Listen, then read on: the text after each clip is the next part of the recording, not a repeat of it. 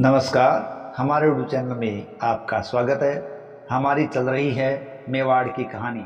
इस कहानी में हमने महाराणा उदय सिंह द्वितीय अर्थात महाराणा प्रताप के पिता के बारे में जानकारी प्राप्त की। अपने पिता की मृत्यु के पश्चात महाराणा प्रताप है वो शासक बने। इसके पीछे भी एक बड़ी कथा मानी जाती है। आइए आज उसी कथा के बारे में जानते हैं जो राजमहल की क्रांति कहलाती है। महाराणा प्रताप इस भारत भूमि का एक वीर पुत्र, जिसने कभी मुगलों के आगे घुटने नहीं टेके, ना ही हार मानी और ना ही उन्होंने कभी वैवाहिक संबंधों को मुगलों के साथ स्थापित किया और हल्दी घाटी जैसा एक अविस्मरणीय युद्ध इतिहास में दिया। उस व्यक्ति के, उस वीर पुरुष के राजा बनने की कहानी भी कोई कम नहीं है। महाराणा प्रताप के राजा बनने की कहानी भी राजमहलों की क्रांति के नाम से इतिहास में दर्ज है। देखिए, 9 मई 1540 को कुंभलगढ़ के अंदर राजस्थान में महाराणा प्रताप का जन्म हुआ था। लेकिन महाराणा प्रताप के पिता जो उदय सिंह थे, उनकी पत्नी थी जयवंताबाई, जो कि पाली के अखीराज सोनकरा की पुत्री थी। इसी जयवंताबाई से महाराणा प्रताप की उत्पत्ति हुई थी। लेकिन महाराणा उदय सिंह की एक छोटी रानी थी, भटियाणी रानी, और इसी भटियाणी रानी की कोख से पैदा हुआ था जगमाल। और यही भटियाणी रानी तथा उसका पुत्र जगमाल मेवाड़ के अंदर संघर्ष के कारण बने थे, अर्थात मेवाड़ के अंदर राजमहलों की क्रांति को इन्होंने जन्म दिया। तो आइए जानते हैं आज की इस कथा में राजमहलों की क्रांति कैसे हुई थी। देखिए, महाराणा प्रताप है, उनको राजा नहीं बनाया गया था। अब इसकी बात इस प्रकार चली। देखिए, 28 फरवरी 1572 को जब महाराणा उदय सिंह की मृत्यु हुई थी, तो महाराणा उदय सिंह ने अपनी मृत्यु से पहले ही अपनी सबसे छोटी पत्नी भटियाणी रानी के पुत्र जगमाल को अपना उत्तराधिकारी घोषित कर दिया था, जो कि महाराणा प्रताप के पिता उदय सिंह के 9वें पुत्र माने गए हैं। देखिए, मेवाड़ के अंदर राजपुताने में एक ऐसी परंपरा थी जिसके अनुसार जब पिता का अंतिम संस्कार होता था तो बड़ा बेटा सुरक्षा कारणों से उस अंतिम संस्कार में भाग नहीं लिया करता था। तो यहाँ जब उदय सिंह का अंतिम संस्कार हुआ तो ना ही तो उदय सिंह के अंतिम संस्कार में महाराणा प्रताप मौजूद थे और ना ही जगमाल मौजूद थे। लेकिन यहाँ बड़े बेटे के रूप में महाराणा प्रताप है वो महल में थे, लेकिन साथ ही साथ जगमाल भी महल में ही थे। हालांकि जनता की, अन्य सामंतों की, सरदारों की, सबकी इच्छा थी कि बड़े पुत्र महाराणा प्रताप के हाथ में सत्ता आए। अंतिम संस्कार के बाद जब मेवाड़ी सरदार और सामंत महल मेवाड़ वापस लौटे तो उन्होंने देखा कि जगमाल के राज्य अभिषेक की तैयारियां चल रही थी।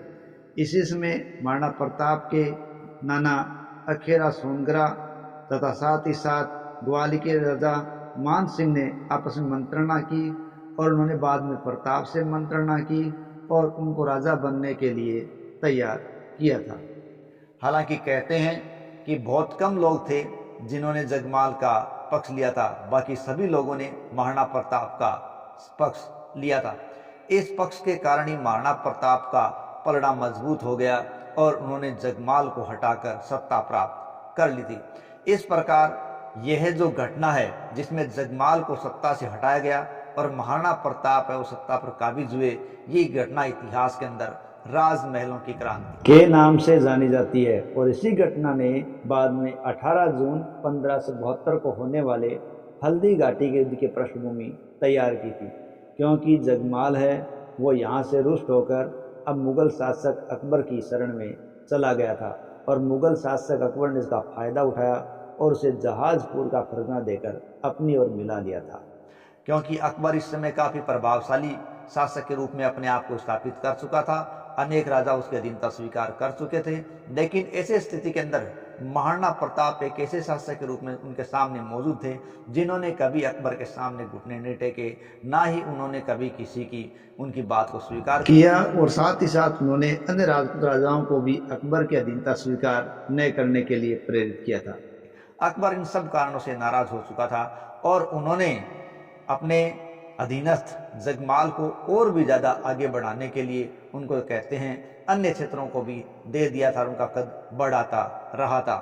महाराणा प्रताप को अपने अधीन लाने के लिए 4 दूत हैं, वो भी जलाल खां, मान सिंह, भगवनदास और टोडरमल के रूप में महाराणा प्रताप के पास भेजे गए थे, लेकिन महाराणा प्रताप बिल्कुल भी उनके साथ नहीं हो पाए और इन सब कारणों से अकबर की नाराजगी लगातार बढ़ती गई और जगमाल है वो महाराणा प्रताप के खिलाफ अकबर को उकसाता चला गया। इसकी परिणति 18 जून 1576 को हल्दी घाटी के युद्ध में देखने को मिली थी। हालांकि बाद में जगमाल कभी भी सत्ता को प्राप्त नहीं कर पाया और महाराणा प्रताप मुगलों से हमेशा संघर्ष करते हुए ही वीर गति को प्राप्त हुए थे। उनकी मृत्यु कहते हैं जब जनवरी 1597 में धनुष की परतंचा चढ़ाते हुए थी, तो कहते हैं उनकी मौत पर अकबर ने भी आंसू बहाए थे, क्योंकि वो उस व्यक्ति को कभी अधीन नहीं ला सका और वो उसकी बहादुरी से बड़ा ही प्रशंसित था। क्योंकि अकबर है वो हल्दी घाटी के युद्ध के बाद मान सिंह से भी इस बात को लेकर नाराज हुआ था कि वो महाराणा प्रताप को झुकाने या पकड़ने में नाकामयाब रहा। लेकिन अकबर यह जानता था कि महाराणा प्रताप इस राजपुताने का एक सच्चा सपूत और एक सच्चा वीर था, जिसे झुकाना कोई आसान काम नहीं था। वो मातृभूमि का एक ऐसा सपूत था जिसने सत्ता भी एक क्रांति के रूप में प्राप्त की थी और मुगलों के आगे कभी भी उसने घुटने नहीं टेके थे और अपने आप को इतिहास के अंदर अमर कर दिया। आज के इस पार्ट में महाराणा प्रताप के शासक बनने तक की कथा का ही जिक्र करेंगे। इससे अगले वाले पार्ट में महाराणा प्रताप की संपूर्ण जीवन यात्रा का परिचय प्राप्त करेंगे। इसी के साथ जय हिंद, जय भारत।